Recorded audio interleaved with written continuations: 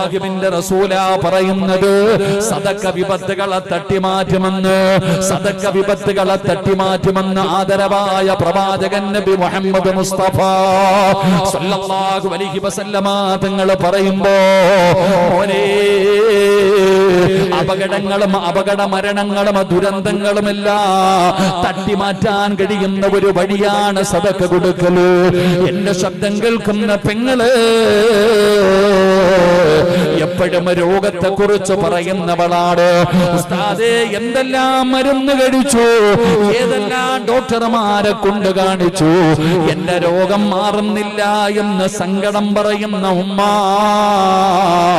നിബിതങ്ങൾ പറഞ്ഞ ഒരു മരുന്ന് ഞാൻ പറഞ്ഞു തരാ.